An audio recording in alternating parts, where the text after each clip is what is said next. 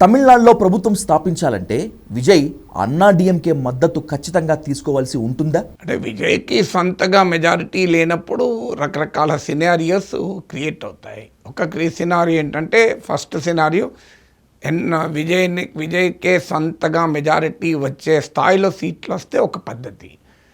మీకు అది చివరి కౌంటింగ్ పూర్తయ్యే సమయానికి అర్థమవుతుంది. ఇప్పుడు నేను మాట్లాడే సమయానికి కాదు.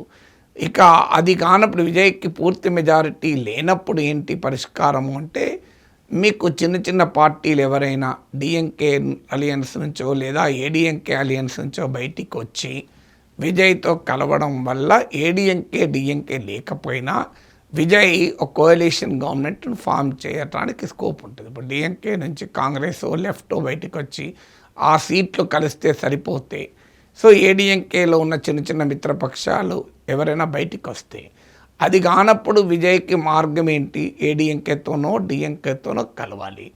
కానీ అందువల్ల ఏడిఎంకే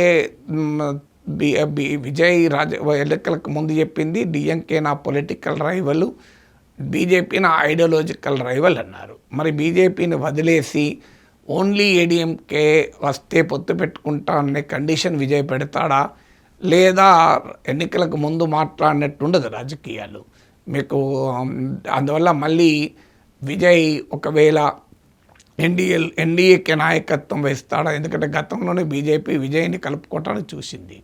సో అందువల్ల విజయ్ అటు ఎన్డీఏ కన్నా చేరవచ్చు. డిఎంకే అయితే నా అంచనా విజయ్ని ముఖ్యమంత్రిగా ఉండి ఉదయనిధి స్టాలిన్ ఉప ముఖ్యమంత్రిగా డిఎంకే అడ్జస్ట్ అయితే నేను అనుకోను. ఎందుకంటే అది డిఎంకేకి సూసైడల్ అవుతుంది. ఏడిఎంకే జయలలిత మరణానంతరం బాగా బలహీనపడింది కనుక అడ్జస్ట్ అయితే అవుతుందేమో, కానీ డిఎంకే అంత ఈజీగా అడ్జస్ట్ అవ్వడం అనేది కష్టం.